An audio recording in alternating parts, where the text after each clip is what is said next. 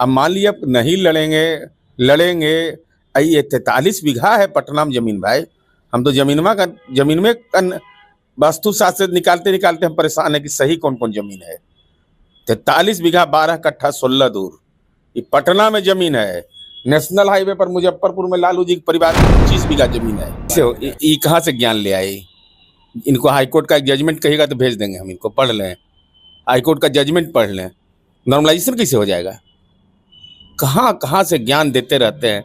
अरे घरों में तो कोई बीपीएससी की परीक्षा तक दिया नहीं। बात कहें ना ट्वीट के माध्यम से कि कहे नहीं 1 घंटा वहां रुके ठंडी में। नहीं, हम कहे कि आंदोलनरत छात्रों को इस शीतलहरी में आप भड़काने के लिए चल गए, इससे पुण्य का काम कुछ होगा। 11 बीघा में कितना बनेगा फ्लैट? साधारण फ्लैट बनेगा? कितना लोग का कल्याण हो जाएगा? अरे यहू कल्याण कुछ करने वाले, अरे ऐसे ही बोलना है कुछ।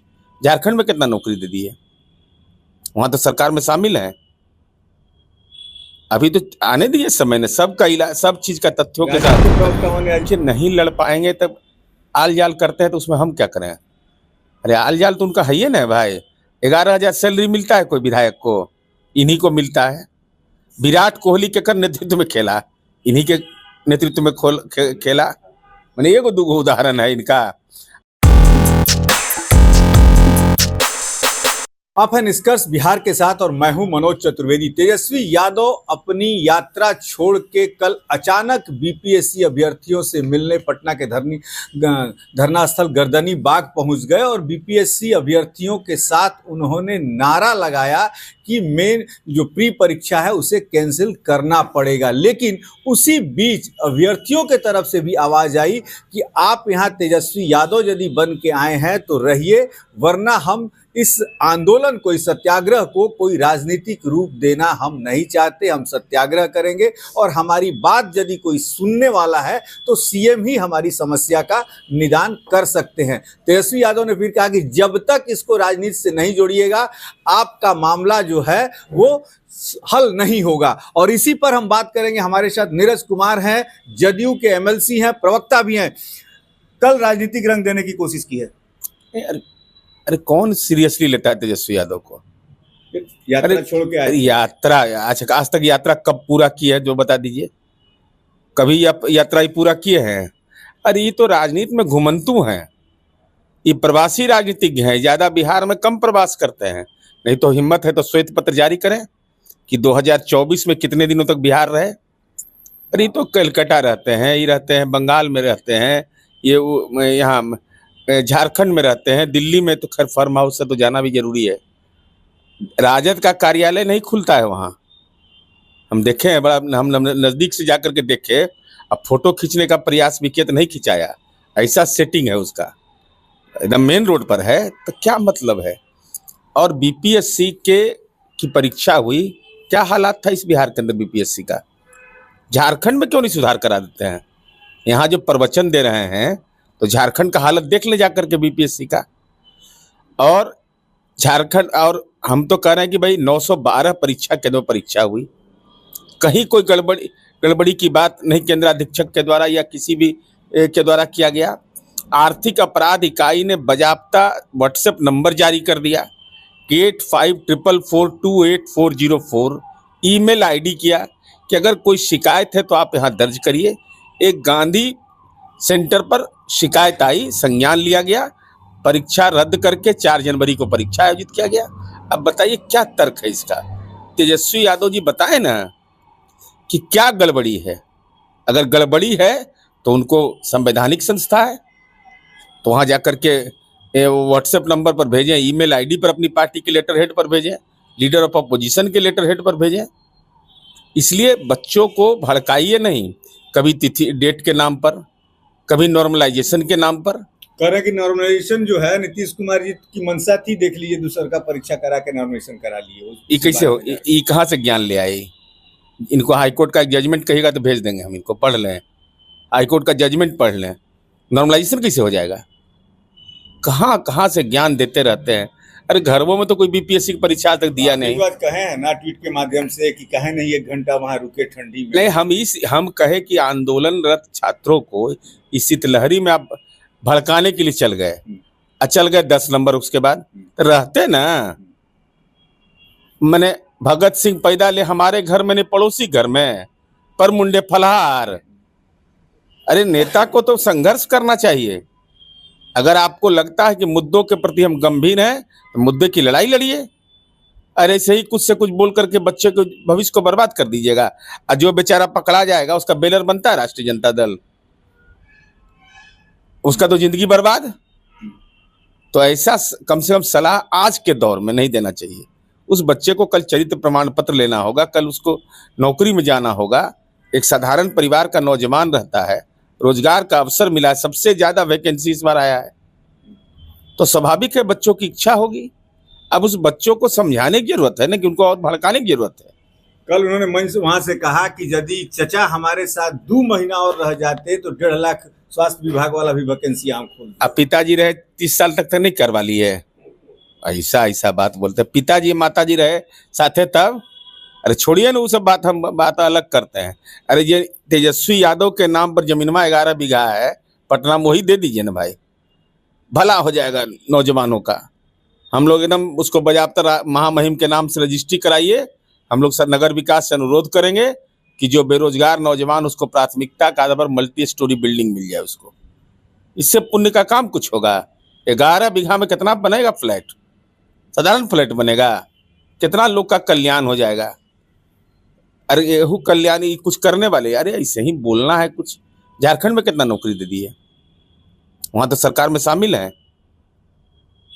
अभी तो आने दिए समय ने सबका इलाज, सब चीज का तथ्यों के साथ। के प्रवक्ताओं ने आज मीडिया के सामने कहा कि हम लोग तो भावना में भी गए, कम से कम उनका हाल चाल पूछे, लेकिन एनडीए वाले तो कोई भी नहीं आए इन बच्चों के साथ, भविष्य बिगाड़ रहे हैं इन बच्चों का। मैंने वो बच्चा को पढ़ाए हम, कॉलेज खोले, कॉलेज में संचालन किए हम, डिग्री दिए हम, नौकरी नहीं बेचे हम। अगर तो जा रहे हैं छुच्छे आंसू बहाने से होता है राजनीति में। अरे आंख में आंसू है तो ओरिजिनल रहना चाहिए ना। अरे कुछ दे दीजिए, भला करेगा राम, भला होगा आपका। कुछ तो दान पुण्य करिएगा तो कटेगा। अंतिम सवाल नीरज जी कि सबसे बड़ी बात यह है कि कल से एक चर्चा शुरू हो गई है, आप यहाँ शहर में थे नहीं, चर्चा शुरू हो गई है कि नीतीश जी जब जब बीमार होते हैं तब तब सरकार पलट जाती है। नहीं, नीतीश कुमार जी का व्यक्तित्व इतना भारी है ना कि 45 MLA हमारा था, लेकिन राजनीति हमारे इर्द गिर्द घूमता है। नीतीश कुमार मुस्कुराए तब खबर, नीतीश कुमार चुप रहे तब खबर, नीतीश कुमार एक कदम चले तब खबर। ये नीतीश कुमार का व्यक्तित्व, और देख लीजिए उसका असर। आज कहाँ इंडिया गठबंधन रहा। काश अगर नीतीश कुमार जी का सम्मान इंडिया गठबंधन करता तो देश की राजनीति की फिजा बदली हुई थी। आज देख लीजिए हालत क्या है, कोई यहाँ गिरा कोई वहां गिरा वाला हाल है। ये व्यक्तित्व इतना भारी है। और ऐसे नीतीश कुमार पर भी उनको मिला है पुरस्कार। इनको क्लाइमेट लीडर यूनाइटेड देश के प्राइम मिनिस्टर थे, बिंदेश्वरी दुबे जी मुख्यमंत्री थे, तब बेतिया में उन्होंने जाकर कहा था कि एक नया उद्योग यहाँ पनप रहा है। आज वो उद्योग खत्म हुआ, चनपटिया मॉडल शुरू हो गया। 3 लाख से ज्यादा पर्यटक गया है। अब स्विट्जरलैंड काहे के लिए जाएगा, यही स्विट्जरलैंड जाके स्विट्जरलैंड टाइप का जाके देखेगा लोग वाल्मीकि नगर में। ये एहसास लोगों को है।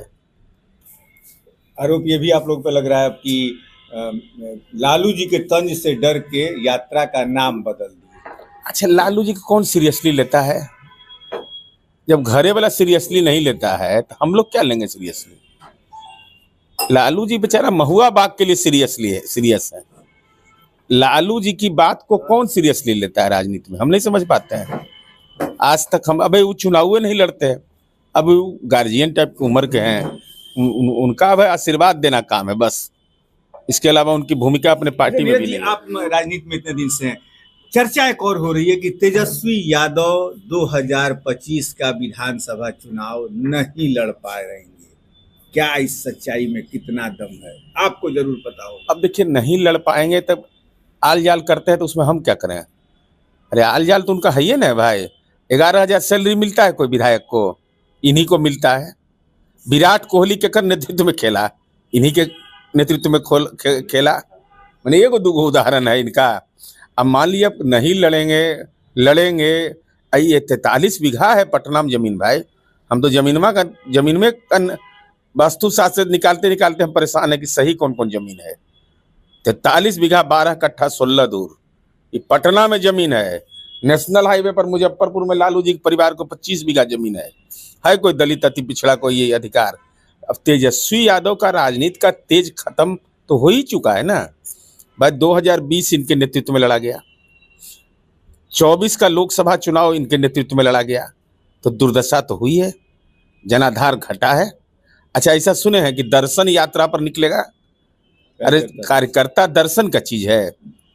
अरे संवाद यात्रा करिएगा, उससे साक्षात्कार करिएगा, और दर्शन यात्रा माने क्या दर्शन की तुम में कितना ताकत है, कितना बल है आर्थिक, एक दर्शन होगा ना कि आंतरिक अल्ट्रासाउंड करिएगा उसका। सब बेमतलब की बात है, मुद्दों पर बहस करनी चाहिए। चलिए, ये थे नीरज कुमार जिन्होंने कहा कि तेजस्वी यादव को मुद्दों पर बहस करनी चाहिए। और कल बीपीएससी अभ्यर्थियों ने भी तेजस्वी यादव को एक तरह से सीधे शब्दों में समझा दिया कि आप इसे राजनीतिक मंच मत बनाइए।